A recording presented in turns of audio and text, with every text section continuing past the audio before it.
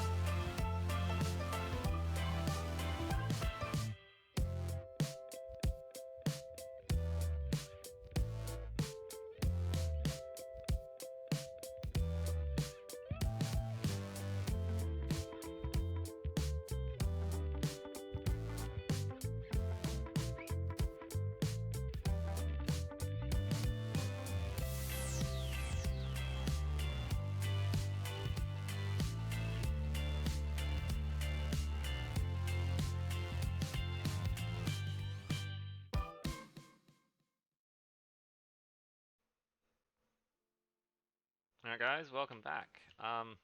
As you saw in the time lapse, I screwed up a couple of times. It's mainly because I forgot the spacing. That's my own fault. However, this is how the farm built up. I've made a slight modification on Tango's design, mainly due to the fact that my iron farm is right here, and if I do not slab, I missed one. If I do not put slabs on all of these areas, um, a golem can potentially spawn. It creates a spawning space. So that's why my slabs are here for me. I've put dirt here because I'm considering going up one more layer. So that's just a placeholder for now until I build that layer. However, I just wanted to get this part in and show you guys how it works. So Tango's explanation is a lot better than mine, but there's under here you saw me building water sources. The water sources underneath that half slab is for the ability to plant your sugarcane. The top slab I've put on there is because this is my bottom layer and I just want that water at the back there you see to be pushing it all the way down straight away. Nice and quick.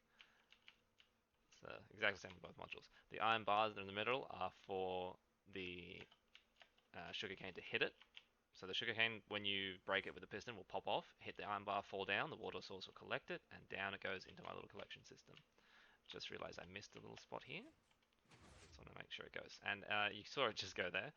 What happens, what happens underneath here, if I just sort of stand in here, is that observer there detects the growth of that piece of sugarcane.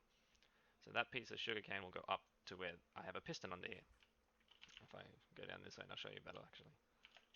Yeah, see, there's a piston here.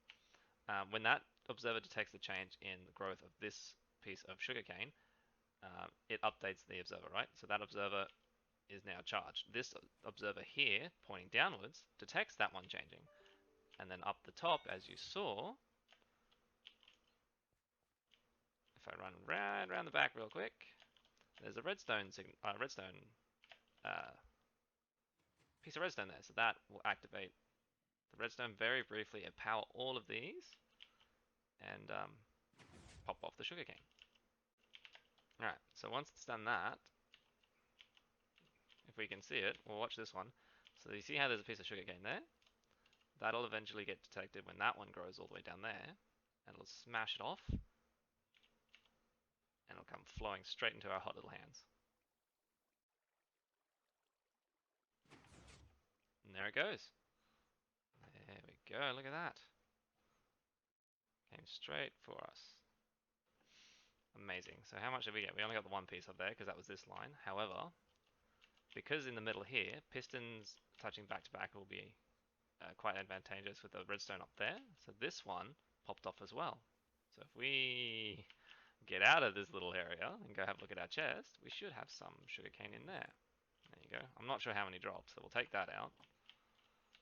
And then we'll just leave this going for a little while, and we should be able to collect a decent amount of sugarcane. Nice and easy. I'll chuck a link to his video again in the description below if I didn't mention I would earlier. I believe he uses a water system. I don't mind using hoppers, that's just me. Hoppers are a little bit slower, however, I have an iron farm literally right there, so I'm not too fast. Anyway, next up is the general mob farm, so let's get cracking.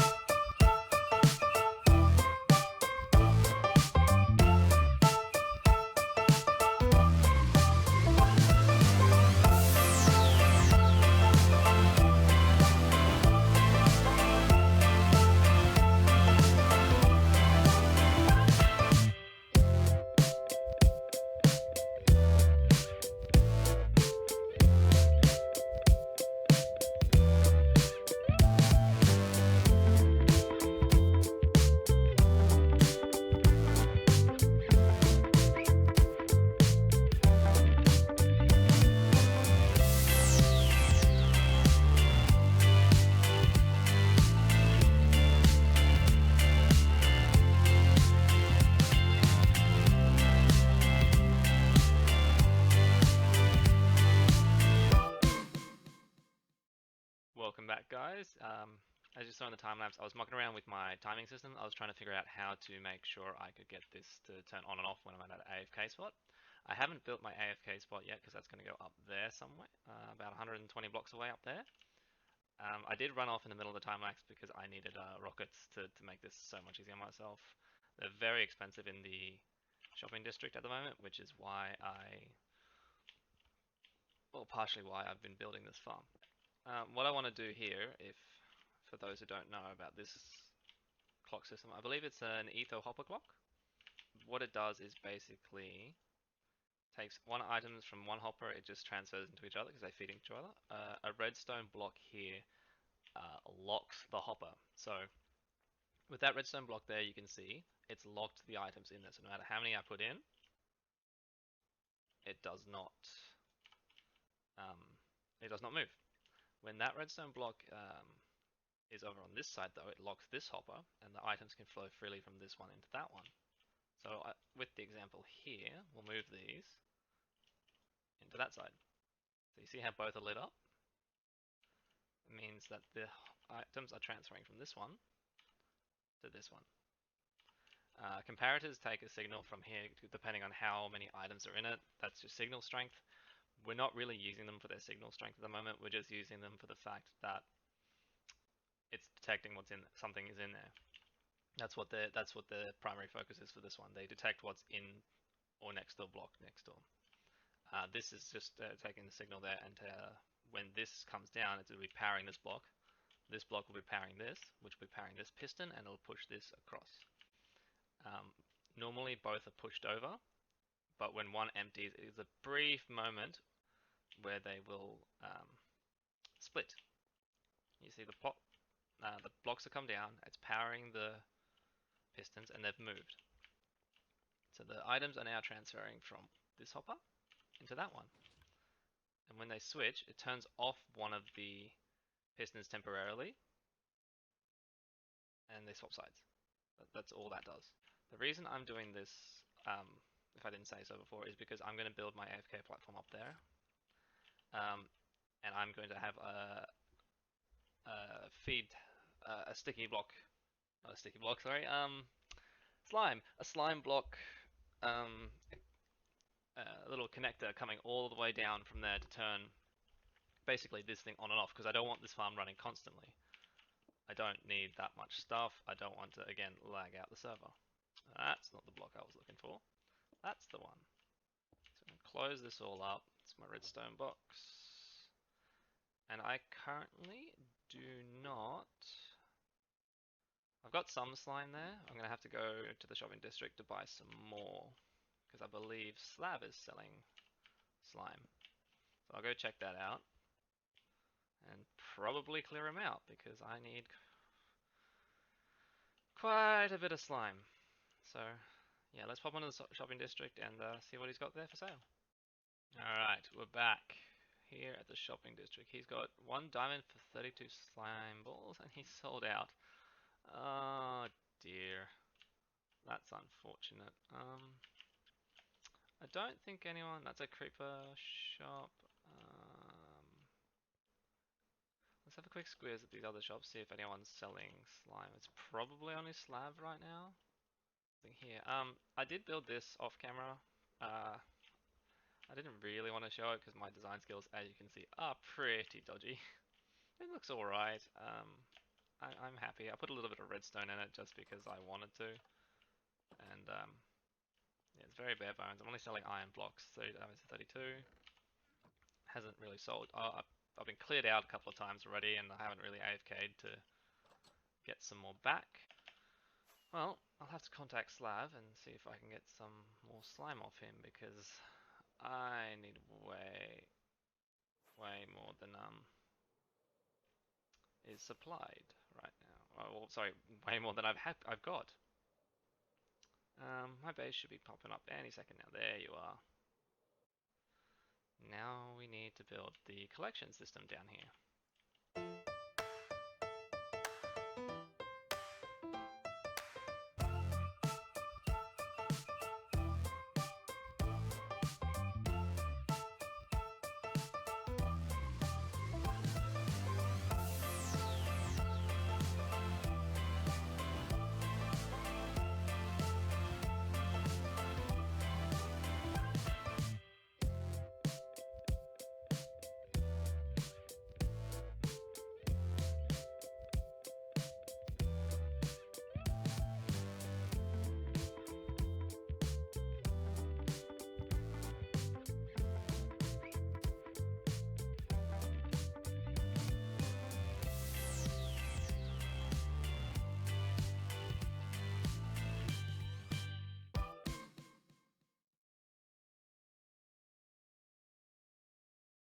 Alright, we're back at the start again. And then everything has gone into the middle. Out, out, out. Collecting. Yeah, so that... Oh no, I've trapped myself. Alright, let's get out of here. Come on. That should mean that this is all sorted. Yeah, since he's not stocked his slime up again, we are just going to temporarily build an AFK platform 120 blocks above the bottom layer. Yes, I'm looking at 80. So 80 plus 120 is 200. So I need to go up to y equals 200. Ow. Oh, that was close. So y equals 200. That's where I need to go. Alright guys, we're at the top. I've built a little platform to land on, and I just need to build my little box. I can see my iron farm down there, and I realized, like, looking down, I haven't lit up very much of the area, so that might be my next task, because mobs spawn within a 120 block radius of the player, and if I want that to work perfectly, I have to light up, I think, a little bit just along the edge here, because the curve kind of comes around that corner. Then I need to do a bit of my shoreline down there. Okay. That's already a lot of torches to light up that entire area. I can't imagine how many more I'm going to need. Probably just go on a diagonal from the iron farm out there, just as a bit of an extra security blanket. Now, where's my food? I guess the next thing to do is to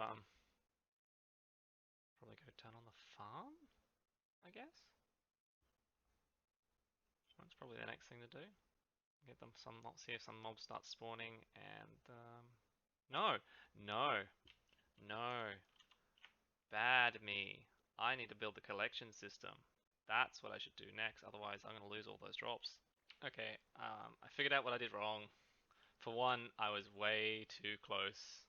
I was only including the center blocks, which is, yes, what I do need, but on the off chance something gets stuck on the edge here, I do need something to collect from the edge here. So we'll bring the minecart in from the edge on one of here, and I'll build the system up from the edge here. Where did my... Oh, wait, no, hold on. My chest can go... Well, this will be only temporary. So a chest can go there. I will put a... Oh wait, no, I need my hopper. That's where my hopper goes. My hopper goes here to go into the chest. Cool. Put a block there, get rid of that. You need to have a rail. You need to have a rail. You need to have a rail. And I should be able to just do this and then get rid of this. Put that there. That one can go there. Pop you on there. And I need my comparator to detect when there's items flowing through into a block, which will power that redstone, or depower that, which will unpower that, which will do that. Okay, so that should be covering all of the blocks now. Let's grab this. Do a quick scooch. I am terrible at landing. And that was a very bad one. Try again, try again, try again. Fast, fast, and drop. Nailed it. Okay, so if we just drop all of the rockets. Cool, they got picked up. Drop down here. And it's unloading. Hey! We now have a working, well, mostly working farm. I guess the real test now would be to AFK at it. So once all my rockets are finished unloading, off it goes. Alright. Now that the selection system's in place, I am going to AFK up here for a while. I've tied it up, I've cleaned up a little bit of the area around me, I've built a little box here, and yeah, I'm gonna AFK now and get all of the wonderful resources. And yeah, I guess that'll do it for today. Thank you guys so much for watching, and thanks for sticking around for my mega episode. See you in the next one. Bye!